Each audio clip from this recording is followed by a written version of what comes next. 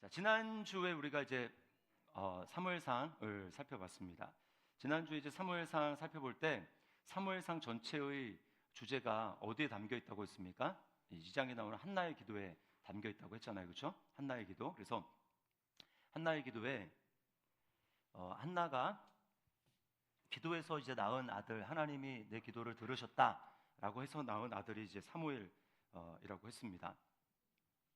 그래서 하나님이 교만한 사람은 하나님이 낮추시고 겸손한 사람을 하나님이 높이시고 구원하신다라고 하는 게 이제 사무엘서 전체의 이야기라고 했어요. 그리고 사무엘 상하는 원래 같이 있는 건데 이제 길이가 매우 길기 때문에 나눴다고 했습니다. 자, 오늘은 사무엘 하를 살펴볼 텐데 사무엘 상 끝이 어떻게 끝나면요, 이제 블레셋과의 전투에서 길보아 산에서 블레셋과의 전투에서 사울과 그 아들 요나단이 다 죽습니다. 패하게 됩니다.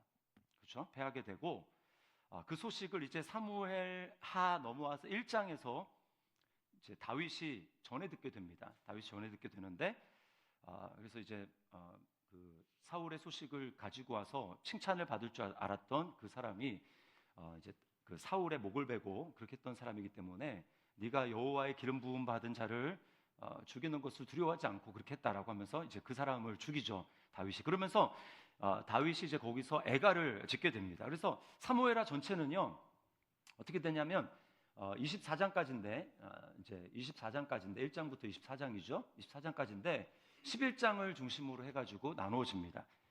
자, 이게 그 다윗이 왕이 되거든요. 왕이 되는데 자, 5장까지 해서 다윗이 이스라엘 전체의 왕이 됩니다. 이 앞에서는 이제 유다의 왕만 됐다가 한 지파 유다의 왕만 됐다가 그 다음에 이스라엘 전체 지파의 왕이 됩니다. 그렇게 해서 다윗이 이렇게 승승장구하는데 어디 가서 이제 거꾸로지냐면 11장에 나오는 그 범죄 사건에서 그때부터 이제 다윗이 추락하는 거예요. 그래서 24장으로 끝을 맺습니다. 그래서 거기 이제 나온 대로 보시면 1장부터 10장까지는 다윗의 성공과 형통을 다루고요. 그 다음에 11장부터 20장까지는 다윗의 범죄와 하나님이 그에 대한 징계를 다룹니다. 그리고 21장부터 24장까지가 이제 결말이에요. 결말. 자, 이런 그 이제 흐름을 보는데, 자, 먼저 다윗의 성공과 형통입니다. 다윗이 이제 사울이 죽었다는 소식을 듣고 정말 마음으로부터 애도를 합니다. 그냥 잘 죽었다, 이때까지 나를 괴롭게 하고 힘들게 하던 그 원수가 잘 죽었다, 이렇게 한 게 아니라 정말 마음으로부터 애도를 해요. 그래서 자, 1장 17절, 18절, 24절을 같이 한번 읽어보겠습니다. 시작. 다윗이 이 슬픈 노래로 사울과 그의 아들 요나단을 조상하고 명령하여 그것을 유다 족속에게 가르치라 하였으니 곧 활노래라. 야살의 책에 기록되었으되 이스라엘 딸들아 사울을 슬퍼하여 울지어다. 그가 붉은 옷으로 너희에게 화려하게 입혔고 금 놀이개를 너희 옷에 채웠도다. 네, 지금 이제 이스라엘 백성들에게 노래를 지어서 부르게 할 정도로 자기 혼자만 애도한 것이 아니라 이제 이렇게 자꾸 움직여가지고 불편하네.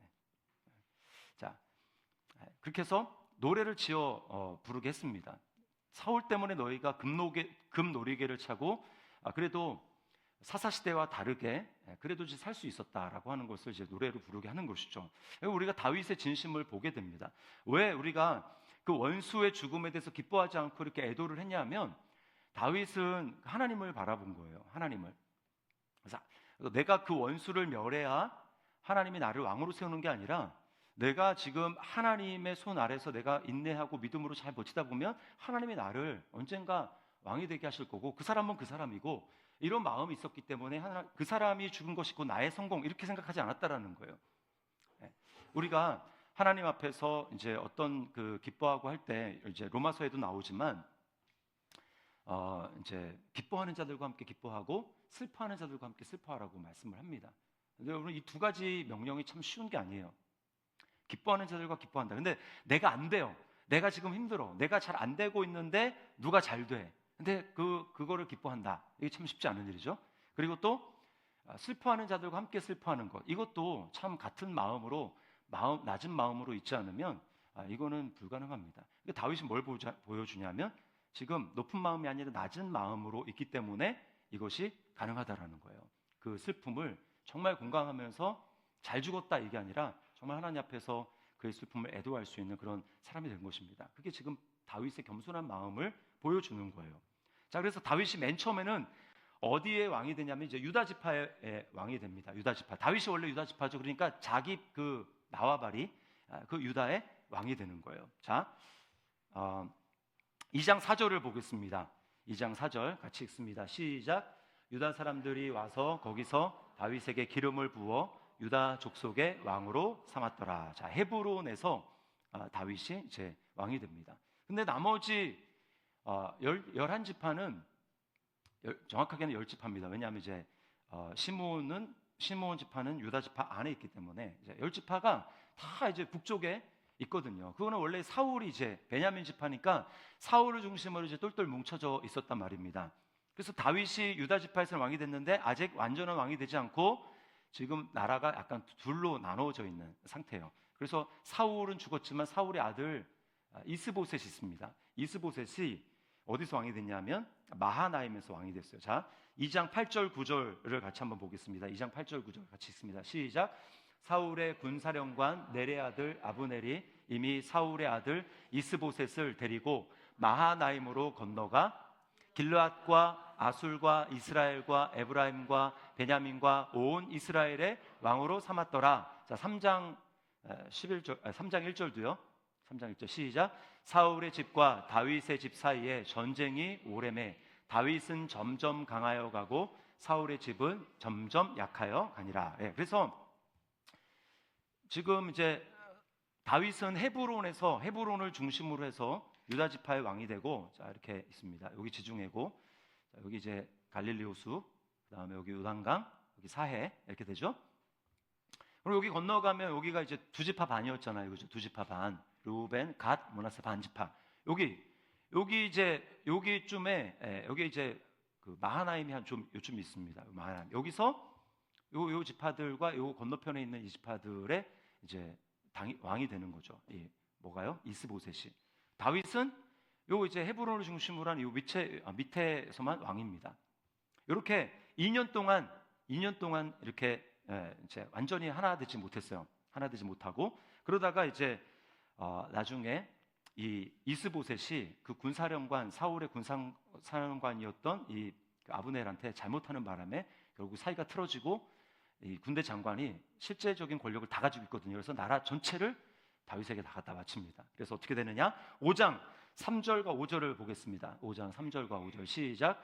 이에 이스라엘 모든 장로가 헤브론에 이르러 왕에게 나아오매 다윗 왕이 헤브론에서 여호와 앞에 그들과 언약을 맺으며 그들이 다윗에게 기름을 부어 이스라엘 왕으로 삼으니라. 헤브론에서 7년 6개월 동안 유다를 다스렸고 예루살렘에서 33년 동안 온 이스라엘과 유다를 다스렸더라. 네.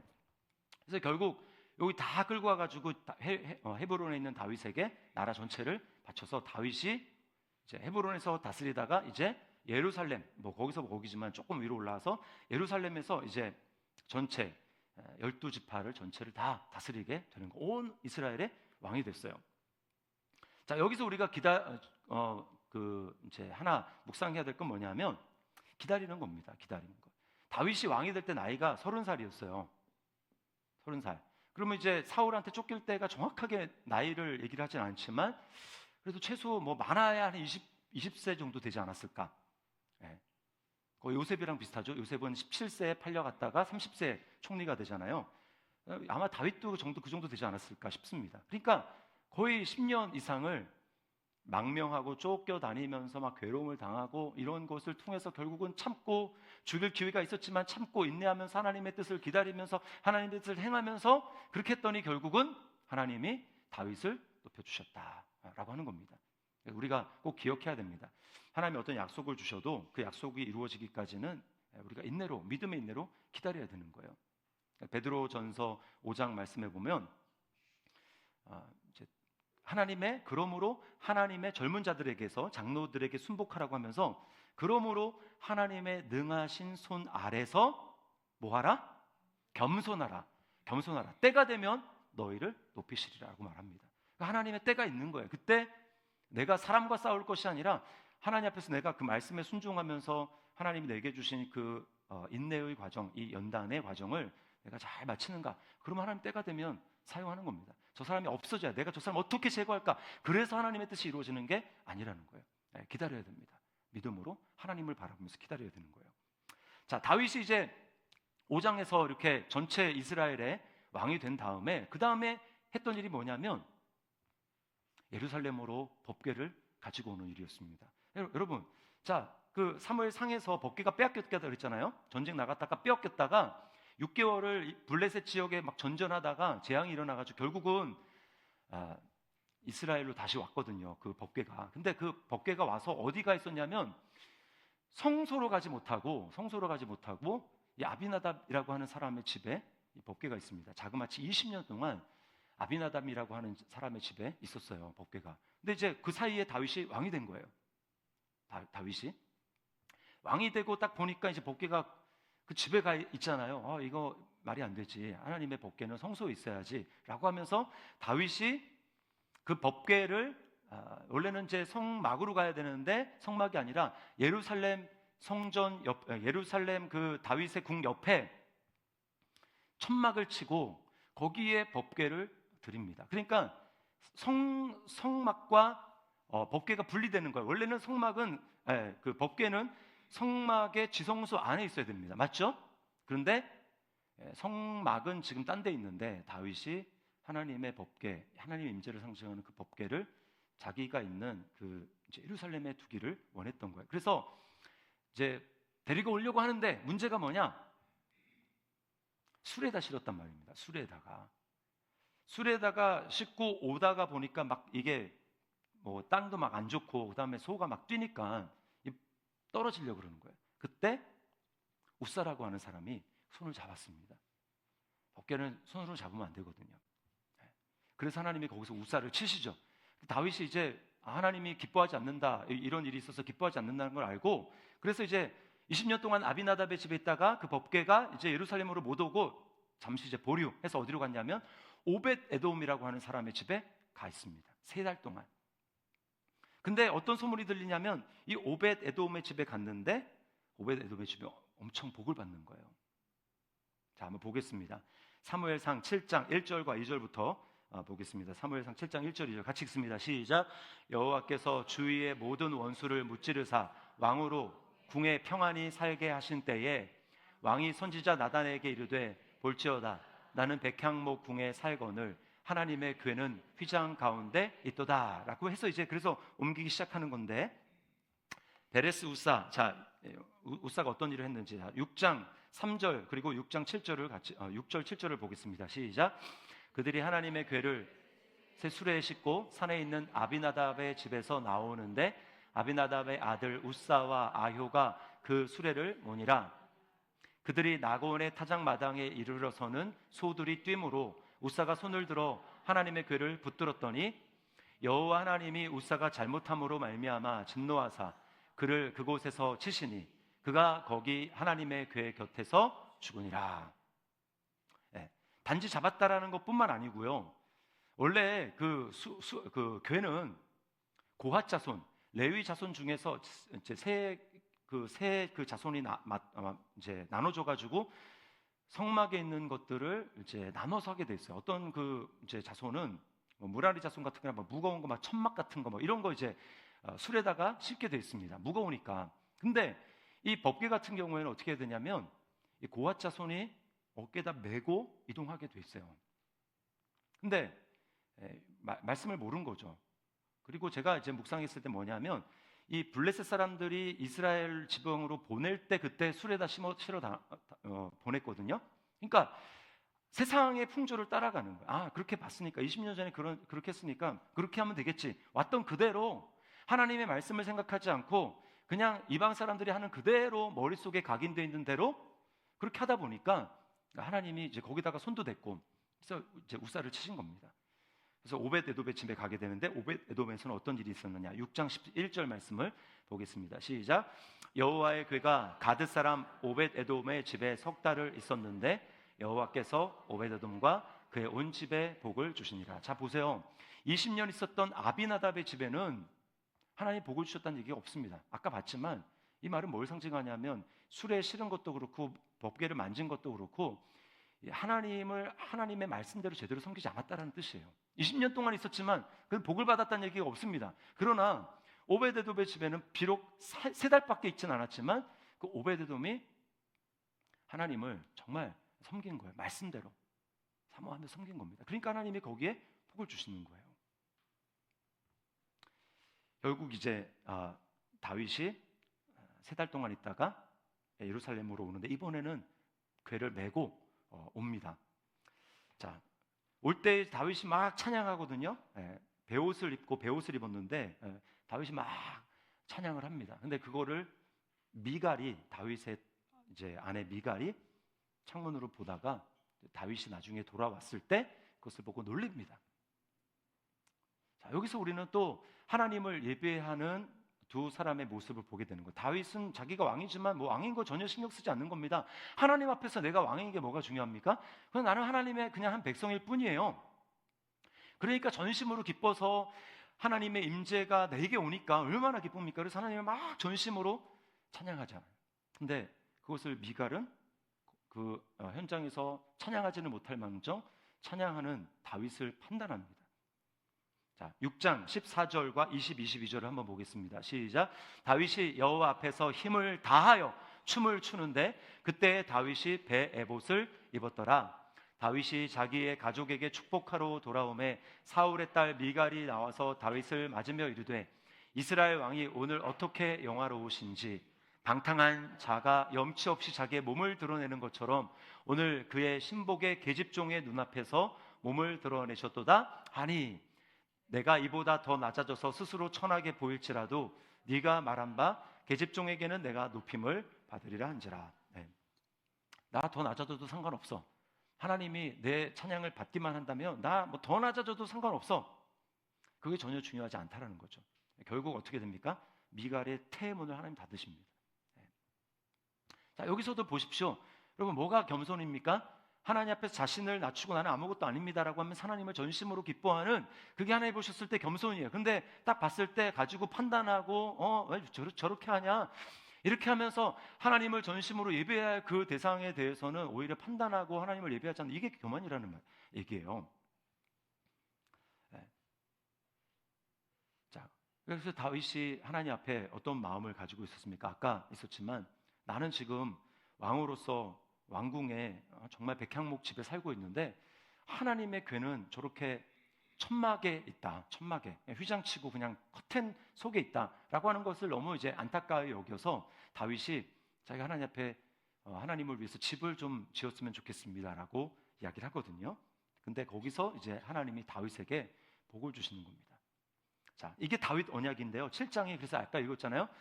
이 다윗 댁에서는 굉장히 중요한 것이 바로 7장입니다. 이게 다윗 언약이기 때문에 그래요. 자, 7장 2절을 다시 한번 읽어보겠습니다. 7장 2절. 자, 시작. 왕이 선지자 나단에게 이르되 볼지어다 나는 백향목 궁에 살거늘 하나님의 궤는 휘장 가운데 있도다. 다윗이 하나님을 살피는 그 마음, 하나님을 사랑하는 그 마음을 잘 엿볼 수가 있어요. 자, 그런데 다윗이 하나님을 위해서 집을 좀 하나님이 계실 집을 건축하고자 하는 마음을 가졌는데 하나님은 오히려 다윗에게 뭐 집을 지어라 말아라 그런 말이 아니고 오히려 하나님이 다윗에게 내가 너를 위해서 집을 짓겠다라고 말씀을 합니다. 하나님에게 다윗에게 약속을 해주시는 거 무슨 약속을 주시는가? 내가 너를 위해 집 왕조를 지을 것이다 라고 말씀합니다. 자, 7장 11절 말씀을 보겠습니다. 시작. 전에 내가 사사에게 명령하여 내 백성 이스라엘을 다스리던 때와 같이 아니하게 하고 너를 모든 원수에게서 벗어나 편히 쉬게 하리라.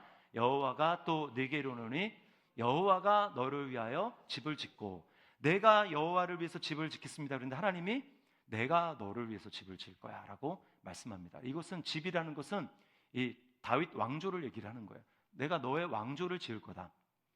그리고 나를 위해서 여호와를 위해서 집을 건축할 성전을 건축할 사람은 너가 아니라 너의 씨라고 말씀하세요. 자, 7장 13절입니다. 13절이요. 시작.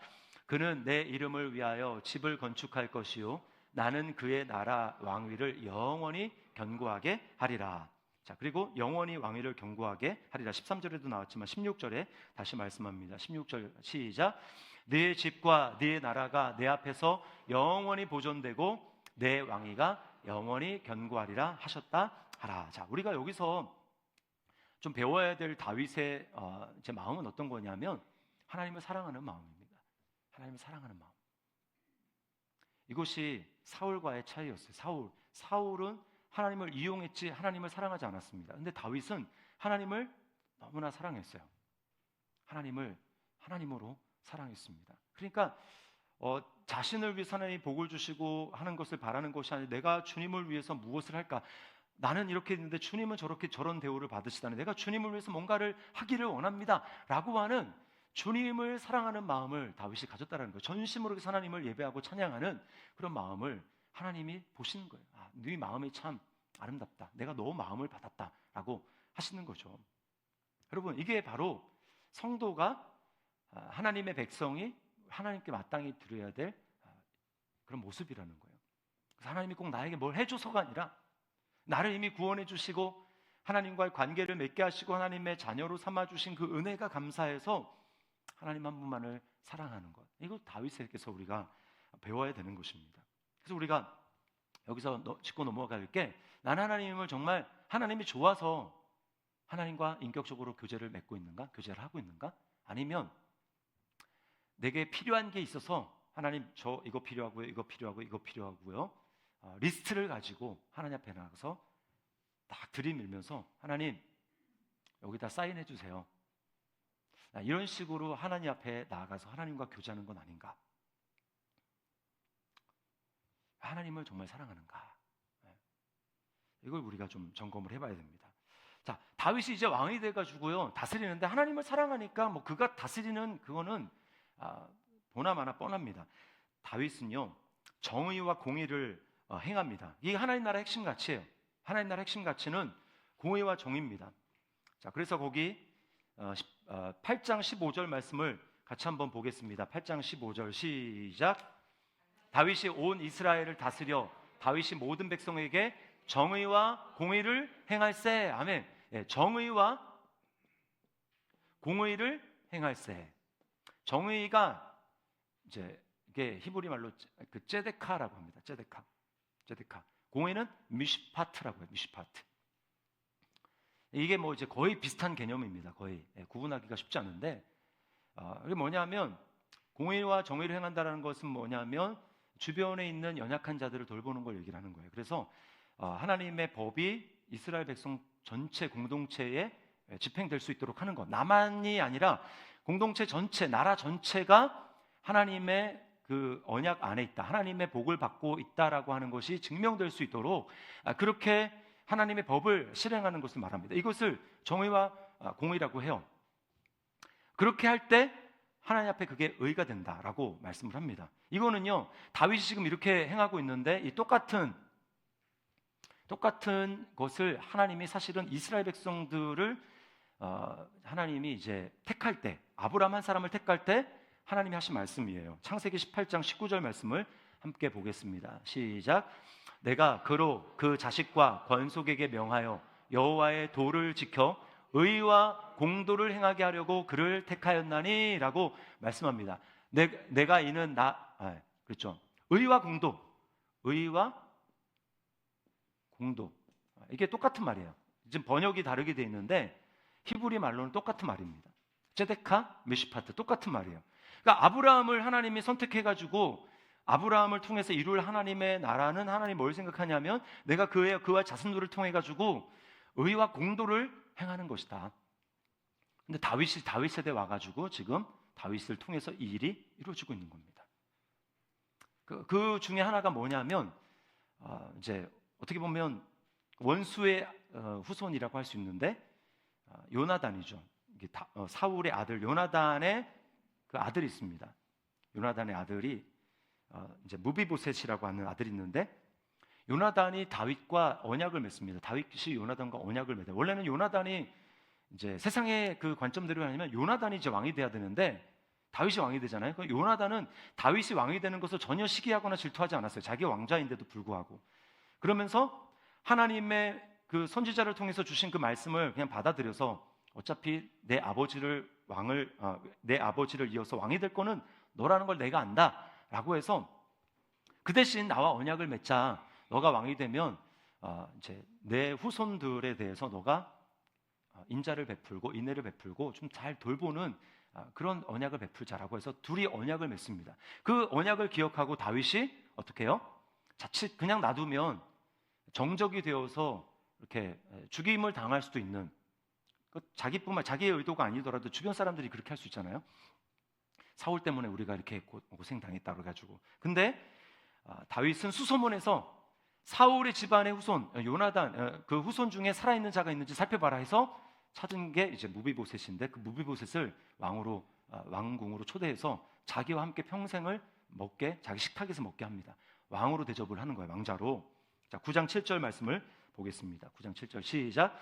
다윗이 그에게 이르되 무서워 말라. 내가 반드시 내 아버지 요나단으로 말미암아 네게 은총을 베풀리라. 내가 내 할아버지 사울의 모든 밭을 다 네게 도로 주겠고 또 너는 항상 내 상에서 떡을 먹을지니라 하니. 네.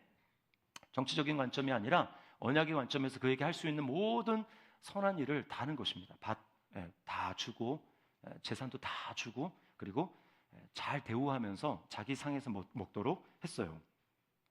자, 얼마나 다윗이 참 멋집니까? 그리고 하나님 보셨을 때 다윗이 얼마나 좋은 일을 행하면서 하나님 마음이 흐뭇할까요? 자, 여기까지는 좋은데, 여기까지는 좋았는데 가는 곳마다 막 승승장구하고 뭐 전쟁 다 이깁니다. 여기까지는 좋았는데 그 다음이 문제였습니다. 다윗이 범죄하는 거예요. 범죄. 뭐 승승장구하고 잘 되잖아요. 근데 이제 범죄를 하게 됩니다. 자, 11장이에요. 다윗이 육신의 정욕으로 말미암아 죄를 범합니다. 그래서 전쟁하러 다 출전했는데 다윗은 출전하지 않고 늦지막하게 일어나서 저녁에 왕궁의 지붕 위를 거닐다가 목욕하는 여자를 발견합니다. 목욕하는 여자. 그 여자 이름이 뭘까요? 네, 밧세바. 옛날에 이 밧세바 잘 기억하라고 어떤 분이 이제 목욕했잖아요. 영어로 이제 목욕하다라는 말이 bath거든요. bath바. 목욕하는 걸 본다. 이렇게 했어요. 그냥 웃으라고 이제 너무 진지하게 들으시는 것 같아서 제가 말씀을 드리는 겁니다. 목욕하는 여자 밧세바를 다윗이 봤다. 자, 근데요, 다윗이 단지 그 여자를 보고 이제 그 간음을 하는 이게 문제가 아니고, 자, 봤어요. 그리고 사람을 보냅니다. 사람을 보내서 저 여자가 어떤 사람인지 알아봐라. 알아봤더니 자기에게 정말 충성하는 그 충성된 우리야라고 하는 사람의 아내입니다라고 하는 것을 알려줬어요. 그러면 그냥 처녀도 아니고 남편이 있는 여자란 말입니다. 그러면 멈춰야죠. 알아보려고. 그러려고 알아보는 거 아닙니까? 근데 데리고 오라는 거예요. 데리고 와서 범합니다. 자, 여기서 우리가 뭘 알 수 있습니까? 이제 다윗은 단지 범할 뿐만 아니라 그 마음속에 이미 10계명 중에 10계명인 내 이웃의 소유를 탐내지 마라. 그 소유 중에 하나가 뭐냐면 아내거든요. 내 이웃의 아내나 내 이웃의 뭐나 이거 탐내지 말아라고 했어요. 자, 탐심 10계명을 어겼고 그다음 데리고 왔습니다. 데리고 와서 또 간음했어요. 자, 간음하는 것이 7계명이죠. 7계명을 범했습니다. 범하다 보니까 이제 범했는데 나중에 알고 보니까 임신했대요. 임신했다라는 걸 알고 우리아를 전쟁에서 나가 있는 그 우리아를 불러들여서 사실대로 얘기하지 않고 마치 막 위하는 척 거짓말을 합니다. 자, 거짓말을 했어요. 9계명을 어겼습니다.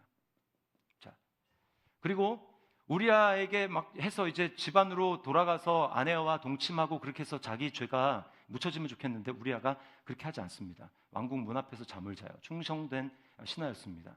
그래서 안 되겠다, 죽여야 되겠구나 라고 해서 우리아를 전쟁의 제일 치열한 전쟁의 앞에 보내서 죽게 하도록, 우리아는 모르도록 요압 장군에게 편지를 써서 우리아의 손에 그 편지를 보냅니다.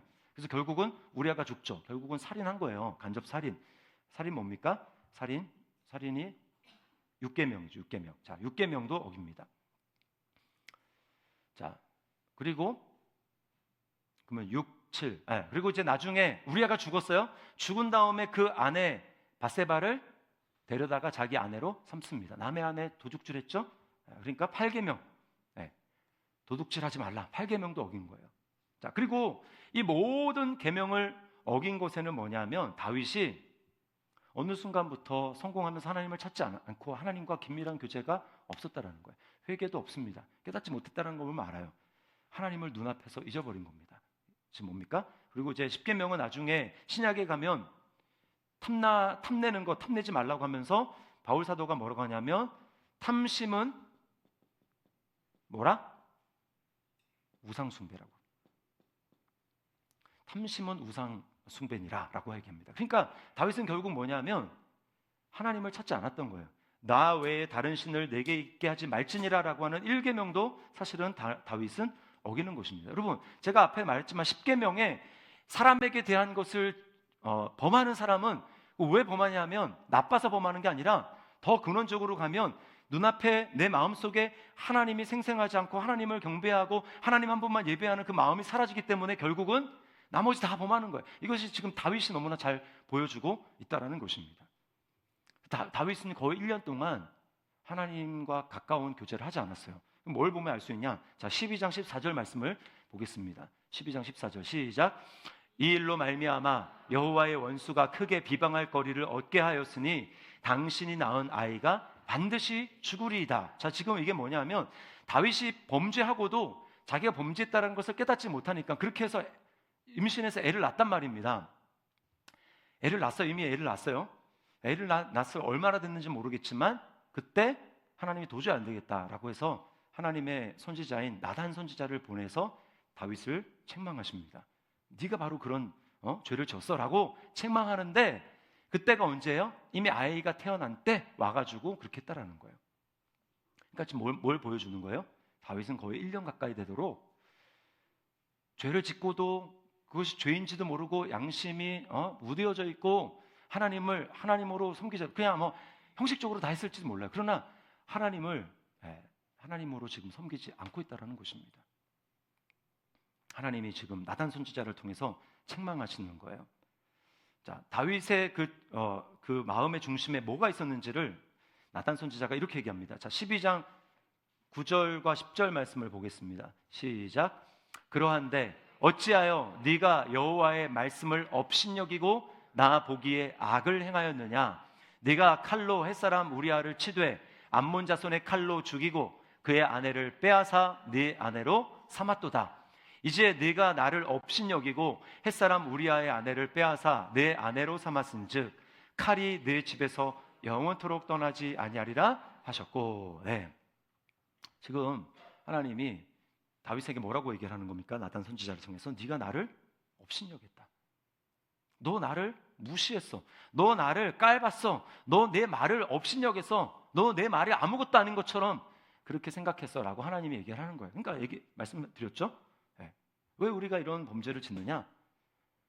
하나님을 업신여기기 때문에 하나님의 말씀을 업신여기기 때문에 이런 일을 한다라는 겁니다.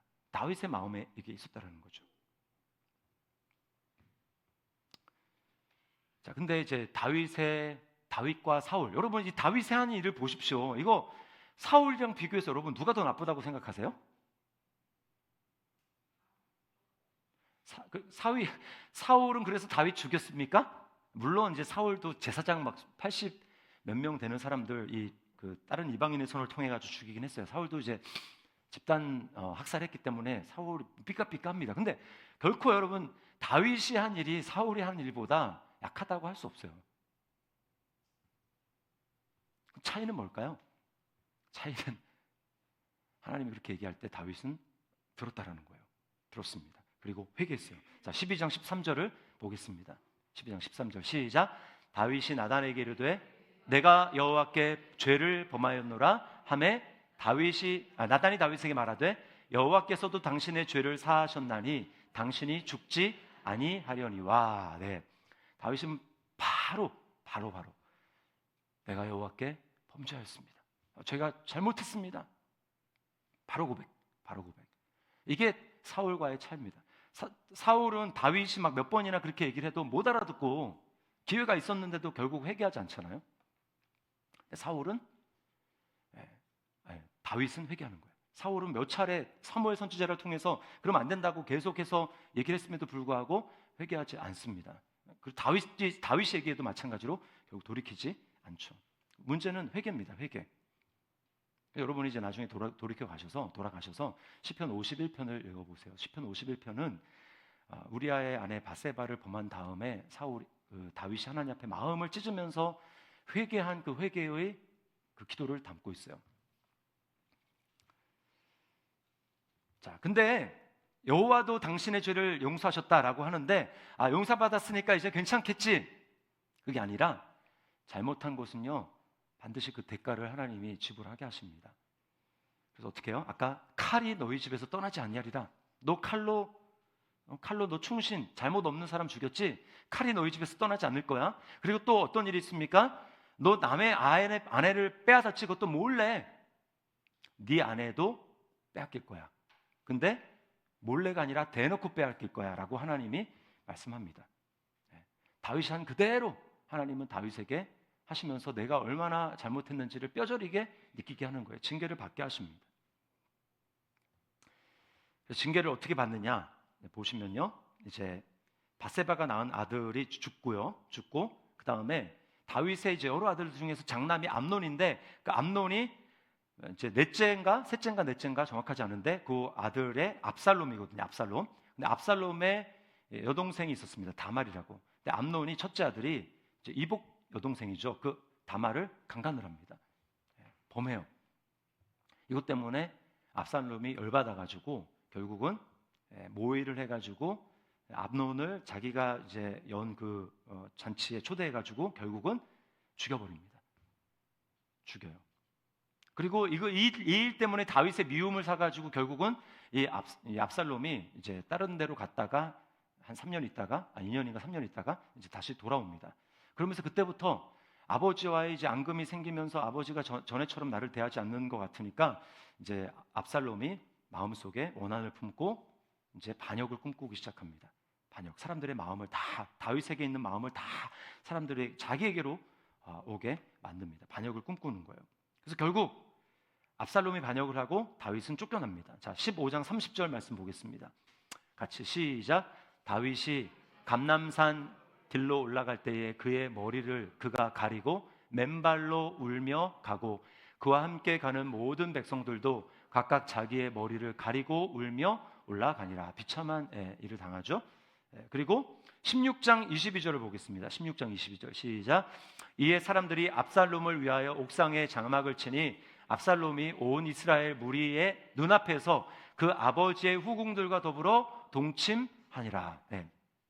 자 보세요. 맞은 사람들이 다 보는 앞에서 다윗의 후궁들도 아내들이잖아요. 아버지 아내들을 압살롬이 다 동침을 하면서 일을 합니다. 그래서 결국 나중에 다윗이 쫓겨갔다가 다시 돌아왔을 때는 이제 아들과 이제 동침한 그 후궁들이잖아요. 별궁에 그냥 쫓아버려서 평생 보지 않고 그들은 그냥 거의 생갑으로 이렇게 죽게 됩니다.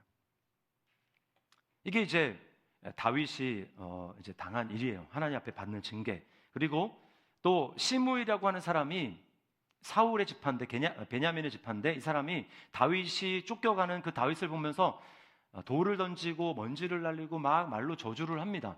근데 중요한 건 뭐냐면 다윗이 지금 하나님의 앞에서 그 징계를 받는 태도예요.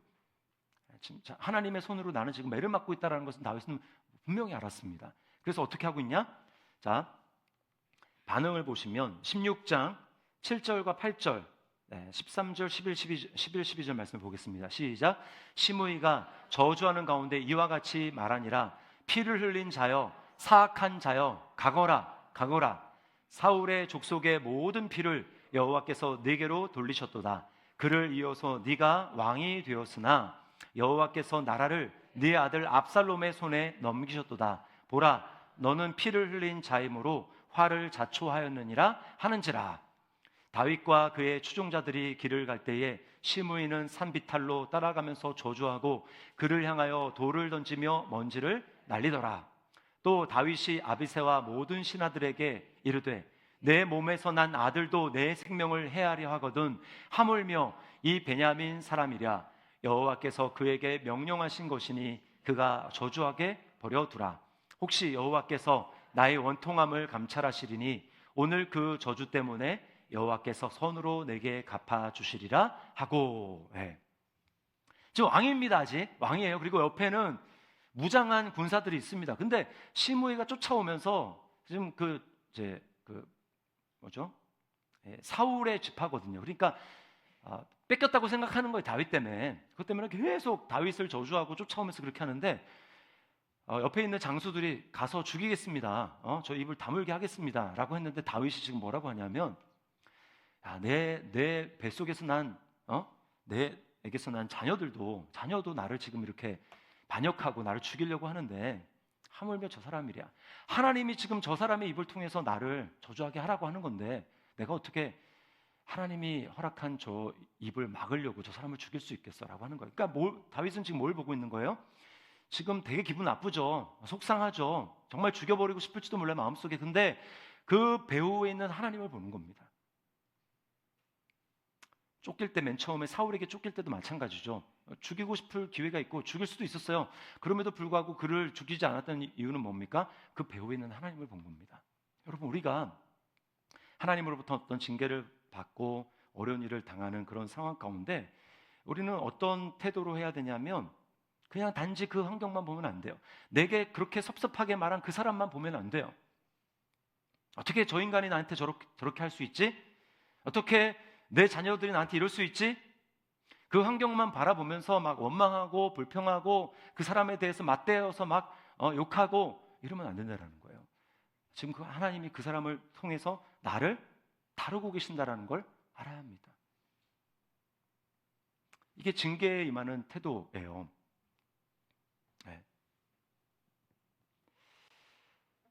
이게 그리고 이제 회개의 어떤 과정이죠. 회개의 과정.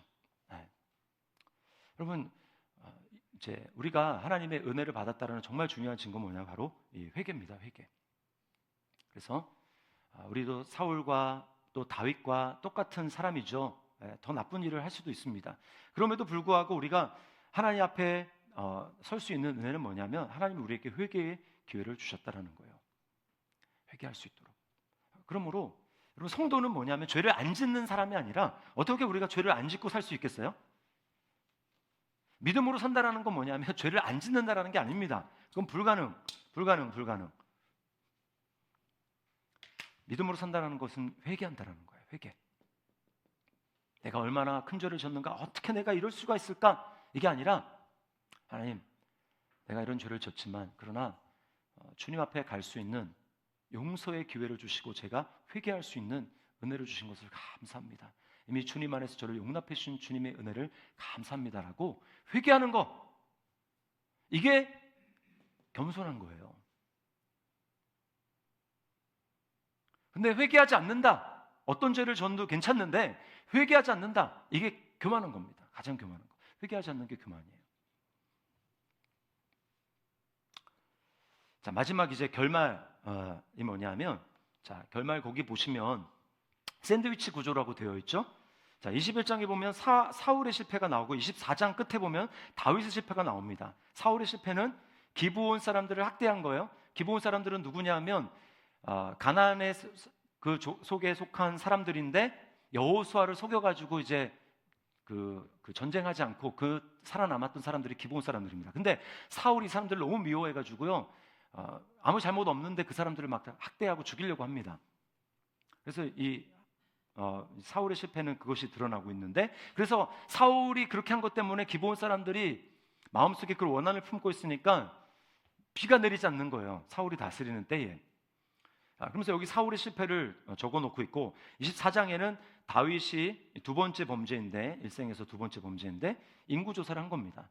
하나님을 의지하지 않고 자기 힘을 의지하는 다윗, 인구조사했다는 것 자체가 아니라 그 마음속에 있는 동기가 잘못된 거예요. 내게 힘이 얼마나 되는지 보자 라고 하는 겁니다. 자, 그렇게 다 서로 부족한 점이 있어요. 실패했어요. 그리고 21장 끝에는 다윗의 용사들이 나옵니다. 그리고 23장 끝에도 다윗의 용사들의 이야기가 나와요. 다윗의 연약함이 나옵니다. 그리고 가장 가운데 있는 게 뭐냐? 바로 다윗이 22장과 23장 앞부분에 있는 다윗의 시입니다. 다윗의 시. 이게 가장 중요해요. 그러면 거기서 주로 얘기하고 있는 게 뭐냐? 자, 22장 28절 말씀을 함께 보겠습니다. 자, 22장 28절 같이 읽습니다. 시작. 주께서 곤고한 백성은 구원하시고 교만한 자를 살피사 낮추시리이다. 네, 지금 다윗이 하나님이 곤고한 자, 다른 말로 하면 겸손한 자입니다. 겸손한 자는 구원하시고 교만한 자는 낮추시리이다. 이거 어디서 나온 기도죠? 사무엘상 2장에서 한나가 했던 기도입니다. 똑같은 거예요. 네. 그러면 겸손한 게 뭘까요? 겸손한 거, 그거는요, 하나님 앞에 나아가는 것입니다. 하나님의 도움을 의지하면서 하나님 앞에 나아가서 하나님께 도움을 요청하는 거, 이게 겸손이에요. 겸손.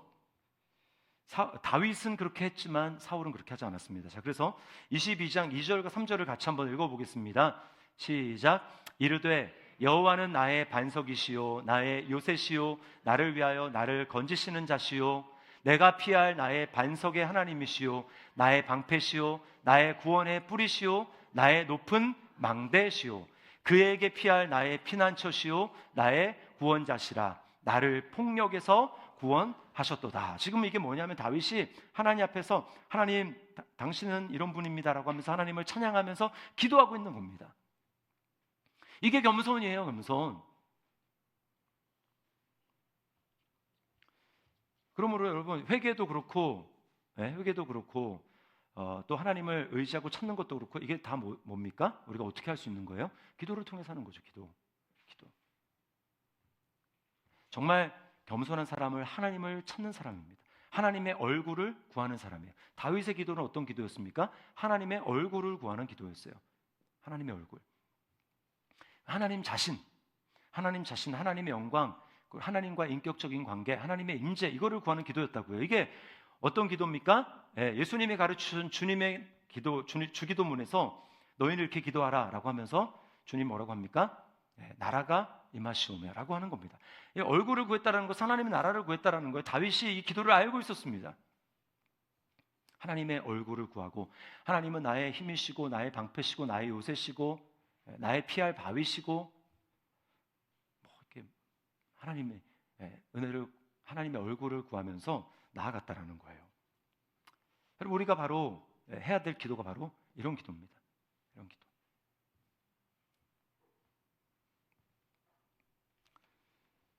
자, 우리는 어떤 은혜를 받았기 때문에 이런 기도를 할 수 있습니까? 우리가 24장 끝난 것을 보면서 깨달아야 되는 건 뭐냐면, 24장 끝이 다윗이 잘못해서 인구조사에서 결국 어떻게 되냐면 온 나라 전체 3일 동안 전염병이 돌아서 몇 명이 죽냐면 7만 명이 죽어요. 7만 명이. 코로나 때 우리나라 얼마 죽었는지 모르겠네요. 7만 명까지 안 죽었을 거예요 아마. 그죠? 정확하게 우리 벌써 작년인가 재작년인데 기억이 안 납니다. 7만 명까지 안 죽었어요. 그렇게 많이 죽지 않았습니다. 근데 지금 전염병으로 7만 명이 죽었어요. 자, 이거 뭘 보여주냐 하면 다윗과 같이 공의와 정의를 행했던 그런 왕도, 이스라엘 역사상 가장 모범적인 왕이라고 불리는 그 왕이라 할지라도 결국 그의 잘못 때문에 사람들이 죽는다, 이겁니다. 그래서 다윗이 마지막에 기도 중에 이런 이야기를 합니다. 23장 3절과 4절을 한번 보도록 할게요. 23장 3절 4절 같이 읽습니다. 시작. 이스라엘의 하나님이 말씀하시며 이스라엘의 반석이 내게 이르시기를 사람을 공의로 다스리는 자, 하나님을 경외함으로 다스리는 자여, 그는 돋는 해의 아침빛 같고 구름 없는 아침 같고 비 내린 후에 광선으로 땅에서 우미 돋는 새풀 같으니라 하시도다. 다윗이 이렇게 했죠. 돋는 해의 아침빛과 같다. 근데 예수님이 태어날 것을 예언한 세례 요한의 아버지 사가랴가 뭐라고 예언했냐면 누가복음 1장 78절 79절 말씀을 보겠습니다. 같이 한번 읽습니다. 시작. 이는 우리 하나님의 긍휼로 인함이라. 이로써 돋는 해가 위로부터 우리에게 임하여 어둠과 죽음의 그늘에 앉은 자에게 비치고 우리 발을 평강의 길로 인도하시리로다 하니라. 자, 이거 예수님을 가르쳐서 예언한 말입니다. 돋는 해가 떠올라서 우리에게 어두움을 비추는 그 광선으로 비출 것이다. 지금 다윗에게는 돋는 해의 아침빛이 비 내린 후의 광선과 같이 우리에게 비침 같다라고 하는 게 바로 다윗이 뭘 얘기하냐면 다윗의 후손으로 올 진정한 다윗 메시아를 얘기를 하는 것입니다. 그 다윗이 죄로 말미암아 그 전염병을 그치게 하는 게 뭐냐면 결국 희생 제사를 드립니다. 희생 제사를 어디서 드렸냐면 이 아라우나의 타작마당에서 드리는데, 이 아라우나의 타작마당이 어디냐면 이게 바로 예루살렘이에요.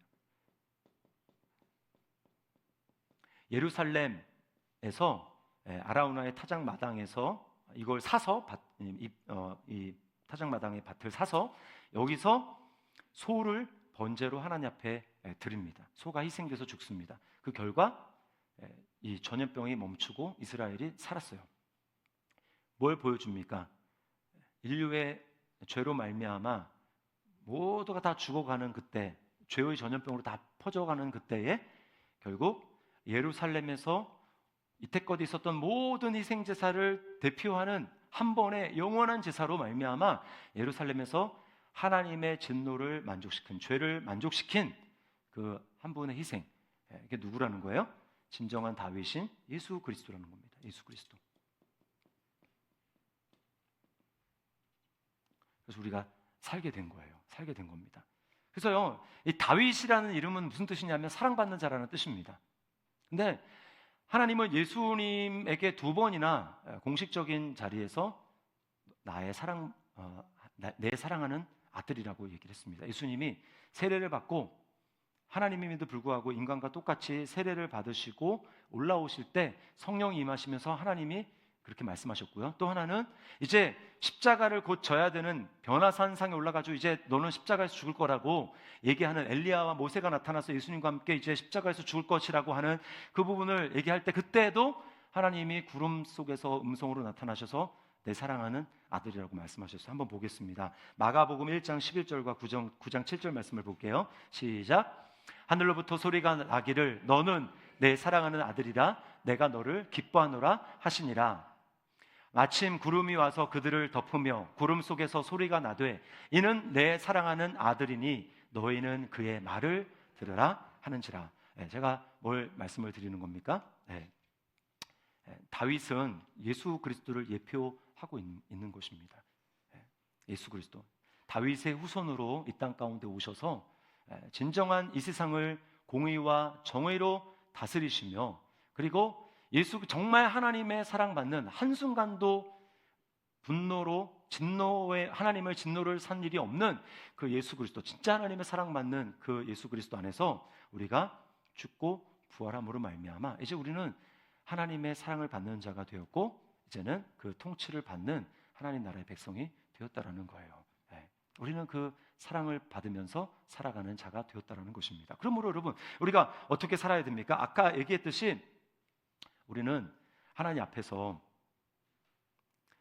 인내하며 기다리는 삶을 살아야 되고, 그리고 다윗과 같이 하나님을 전심으로, 하나님 내게 뭔가를 해주셔서 뭔가를 바라고 하나님을 사랑하는 것이 아니라 이미 나에게 가장 큰 복을 주시고 이미 나에게 구원을 하시고 나를 용서해 주시고 하나님 자녀로 삼아주신 그것 때문에 하나님 앞에 사랑한다고 고백하고 전심으로 주님을 예배하는 그런 사람이 되어야 됩니다. 그리고 또 잘못할 때 하나님 앞에 빨리 돌이키고 회개하는 것. 어떤 분은요, 잘못하면 자기가 스스로 자기에게 벌을 주는 분이 있어요. 그래서 내가 나를 빨리 용서하면 안 돼. 그래서 좀 침울해야 되고 또 이렇게 좀 분위기도 좀 잡아야 되고, 그거는 주님이 원하시는 게 아닙니다. 하나님 앞에서 이미 예수 그리스도 안에서 내가 받은 놀라운 구원이 얼마나 놀라운가라고 하는 것을 기억하면서 하나님 앞에 빨리 돌이키고, 하나님 나를 이미 그리스도 안에서 구원하여 주신 은혜를 감사합니다. 내가 이런 놀라운 은혜를 받은 하나님의 사랑받는 존재라고 하는 것을 너무나 감사합니다라고 하면서 빨리 돌이켜서 우리는 이제 어떤 존재가 된 거예요? 교회의 머리가 되시는, 이게 이제 예수 그리스도면 예수 그리스도와 연합한 자가 됐습니다. 그래서 나는 이 안에 있는 거예요. 이 안에 예수님과 함께 연합한 자입니다. 그러니까 이미 죄에 나는 정죄함이 없어요. 그리스도 안에 있는 나는 정죄함이 없고 생명의 성령의 법이 죄와 사망의 법에서 나를 구원하셨기 때문에 예수님이 죄에 대해서 한 번에 죽으셔서 하나님께 이제 의의 도구로 살아가는 것처럼 나도 믿음으로 어떻게 봐야 됩니까? 나 자신을 죄에 대해서는 죽고 하나님께 대해서는 살아있는 자로, 예수 그리스도와 연합한 자로, 예수님의 십자가에서 죄에 대해서 죽으심과 같이 나도 주님과 함께 죽고 예수님이 죄에 대해서 부활하신 것처럼 나도 주님과 부활한 자로, 연합한 자로, 그리스도 안에 있는 자로 여기면서 살아가는 거예요. 이건요, 죄에 대해서 내가 벌 주는 게 아닙니다. 이미 그리스도 안인 것을 자각하고 하나님 앞에 감사함으로 빨리 돌이켜서 주님, 나를 용서해 주신 것을 감사합니다 라고 하면서 내 안에 계신 예수 그리스도에 대한 믿음으로 살아가는 거예요. 이렇게 할 때 회개가 기쁨이 되는 것입니다.